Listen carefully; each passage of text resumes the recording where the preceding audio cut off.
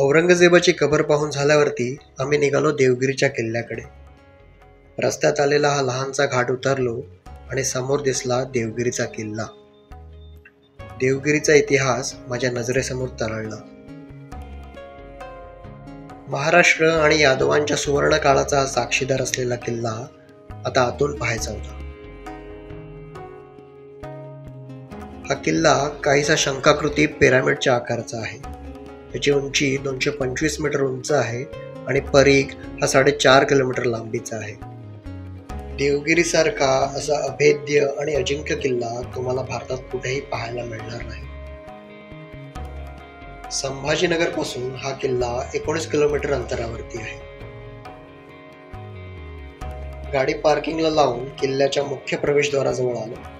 येथे 25 रुपये entry fee आणि 25 रुपये व्हिडिओग्राफीसाठी भरले.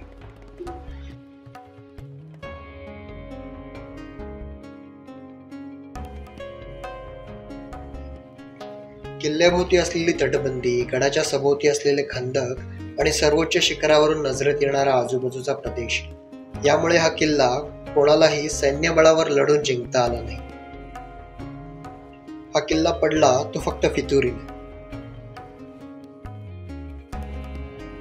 या किल्ल्याच्या बालेकिल्ल्यापर्यंत जाण्यासाठी आपल्याला 7 भक्कम तटबंदी आणि 7 महादरवाजे ओलांडून जावे लागते.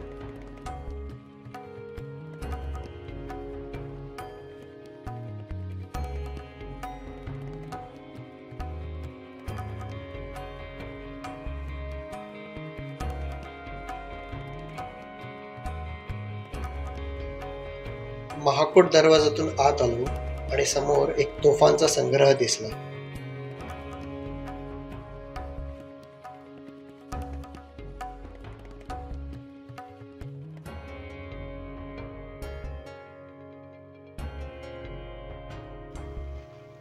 यादव कुळातील 5वा राजा भिल्लम याने या किल्ल्याची निर्मिती 1157 मध्ये केली अशी इतिहासात नोंद मिळते. येथे सुरुवातीपासून यादवांचेच राज्य होते, पण येथील समृद्धी दिल्लीचा बादशाह अल्लाउद्दीन खिल्जीला बघवली नाही. याचा सरदार मलिक गफूर याने देवगिरीवर 3 वेळा स्वारी केली आणि बंड फितुरीने 1308 मध्ये हा किल्ला जिंकून घेतला. त्यानंतर मोहम्मद तुघलक हा या किल्ल्याच्या एवढा प्रेमात पडला की त्याने दिल्लीची राजधानी काही काळासाठी देवगिरीला आणली आणि हिचे नाव बदलून दौलताबाद केले.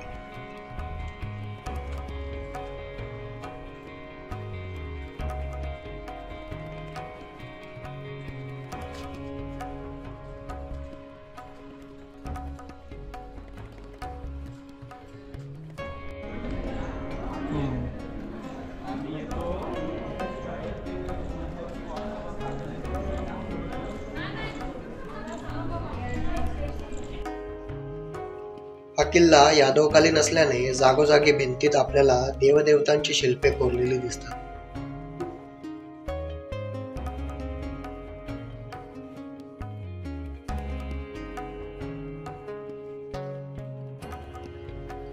या दरवाज्यावर केलेलं सुंदर कोरीव काम पाहून मी थक्क झालो.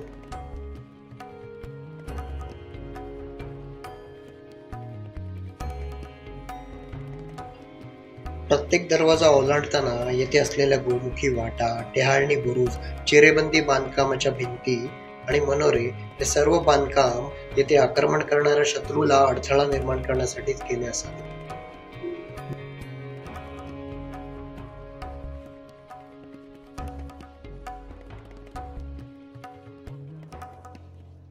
किल्ला बांधून आज जवळजवळ 900 वर्ष झाली आहेत, पण हे सर्व बांधकाम अजून सुस्थितीत आहे.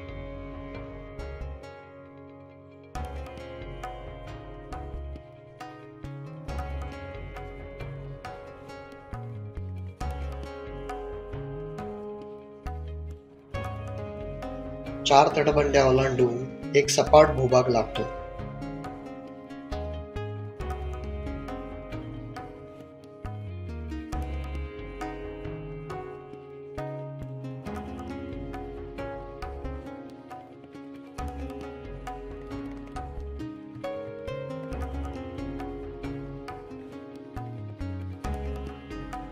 या दरवाजातून आत येऊन डाव्या बाजूला वळलो आणि दिसलं हे पाण्याचं सुंदर टाकं.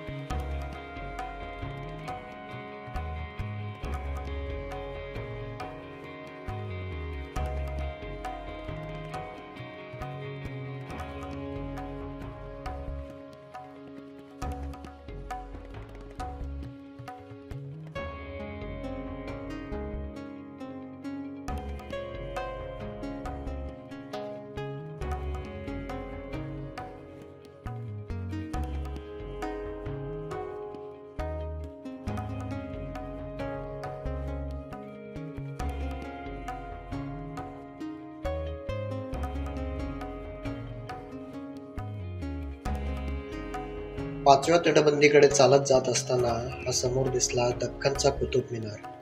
हा साधारण 100 मीटर उंच आहे. पुढे बांधला याबद्दल ठोस पुरावे उपलब्ध नाही. याला चांद मिनार असेही म्हणतात. आतून वर जाण्यासाठी गोलाकार शिडी आहे.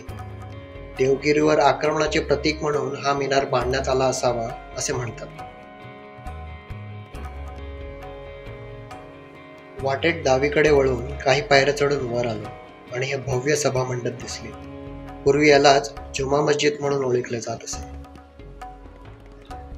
काही इतिहासकार येथील भिंती आणि खांबांवरील यादवकालीन नक्षीकाम पाहून असे सांगतात की हे एक 14 ते 15 देवांचे हिंदू मंदिर असावे.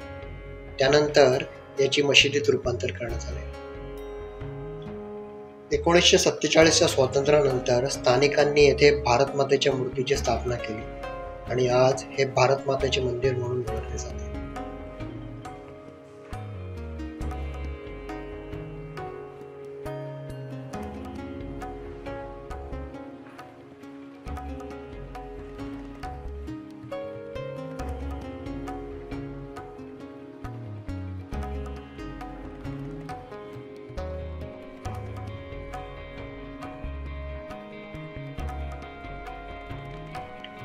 एक किलोमीटर चालून आल्यानंतर लागली ही किल्ल्याची 5वी तटबंदी.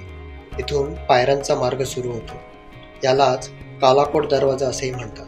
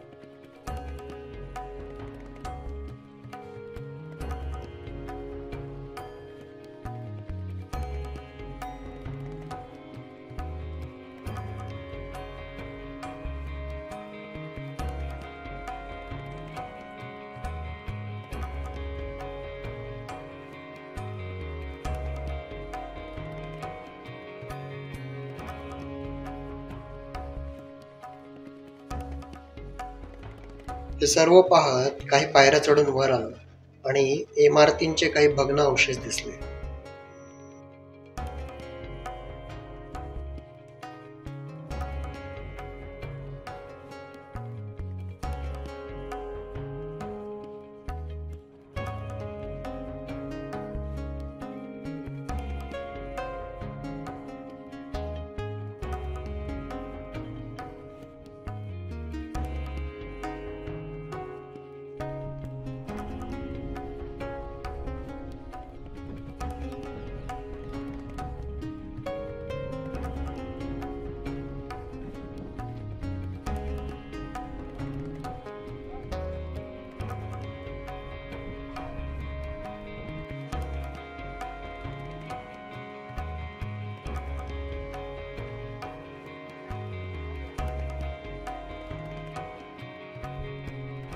सात तटबंद्या आणि 7 दरवाजे याखेरीज अजून एक वैशिष्ट्यपूर्ण संरक्षण म्हणजे हे खंदक.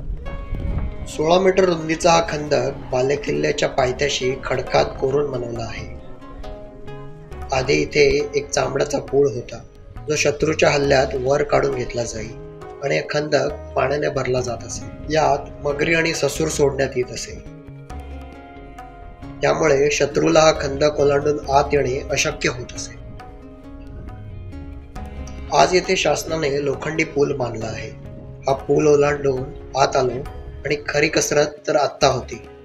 शत्रूला चकवण्यासाठी येथे तयार केले होते अंधारी मार्ग, ज्यातून फक्त एकच रस्ता वरती बालेकिल्ल्यात जातो.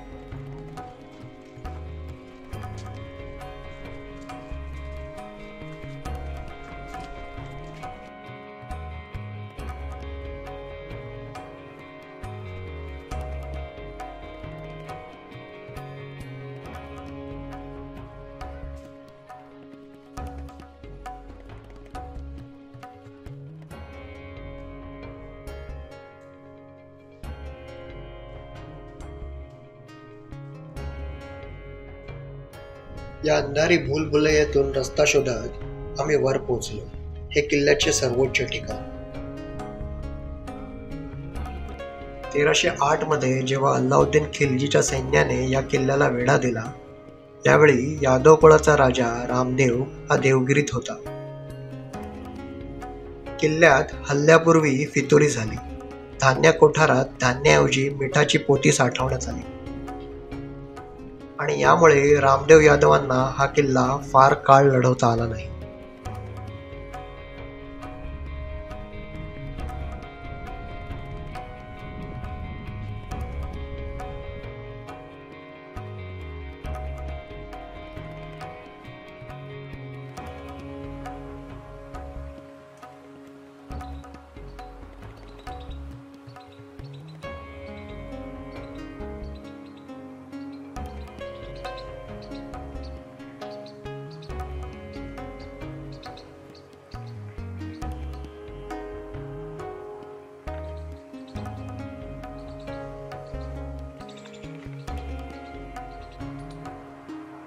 किल्ल्यात असलेल्या सर्व इमारतींपैकी हीच इमारत सुस्थितीत आहे.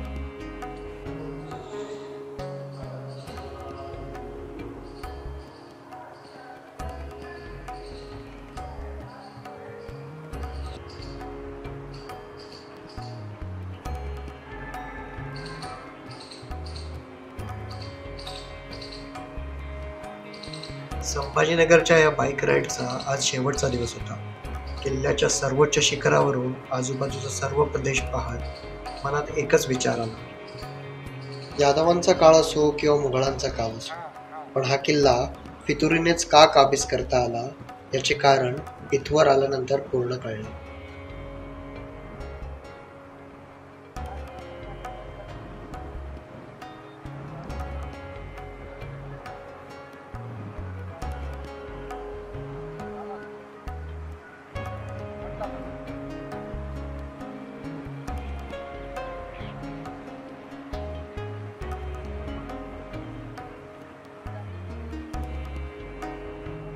या ट्रिपच्या आयटेनरीनुसार या शेवटच्या दिवसाचे हे शेवटचे ठिकाण पाहून झाल्यानंतर आम्ही निघालो हॉटेलच्या दिशेने. दुसऱ्या दिवशी परत सकाळी आम्हाला मुंबईकरता निघायचे होते.